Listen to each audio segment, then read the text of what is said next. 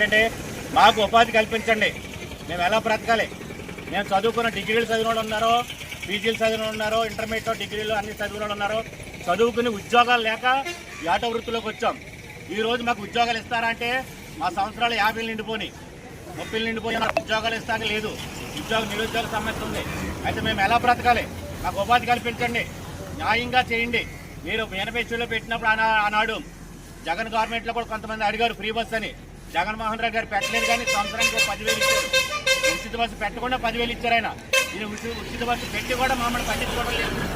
ఇంకా 6 లక్షల మంది ఉన్నామంటే కనీసం ఈ గవర్నమెంట్కి ఇంతమంది బతుకుతున్నారు కదా అని ఆలోచన కూడా లేకుండా, ఏ యూనియన్ని కూడా సంప్రదించకుండా ఇష్టానుసారమైన నిర్ణయం తీసుకుని మా యొక్క పట్టుకొట్టడం చాలా అన్యాయం అని తెలియజేస్తున్నాం.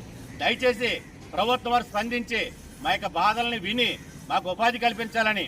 మేము ఏ రీతిగా బ్రతకాలి? లోన్ ద్వారానా లేక మాకు నెలకే ఎత్తైనా ఇస్తారా? ఏం చేయాలి?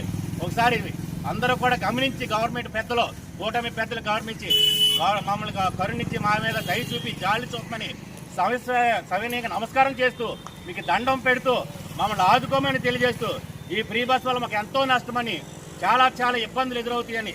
లోన్లు తీసుకున్న వాళ్ళు ఉన్నారు, ఆటోలు ఇంకా లోన్లు కట్టలేని వాళ్ళు ఉన్నారు. నెలకు 10,000 కట్టాలి. ఎలా కడతారో? ఇంట్లో ఎలాగా? పిల్లల భవిష్యత్తు ఎలాగా? పిల్లల పెళ్ళిళ్ళు ఎలాగా? మేము ఎలా తినాలి? ఒకసారి దయచేసి అర్థం చేసుకోమని తెలియజేస్తూ మాకు విన్నపని మీకు తెలియజేస్తున్నాం. మీ అందరికీ మాకు ఒకసారి నమస్కారం తెలియజేస్తూ మా మీద దయాకరణ చూపించి మాకు న్యాయం చేయాలని, ఉపాధి కల్పించాలని తెలియజేస్తూ ఈ మాటలు ముగిస్తున్నాను.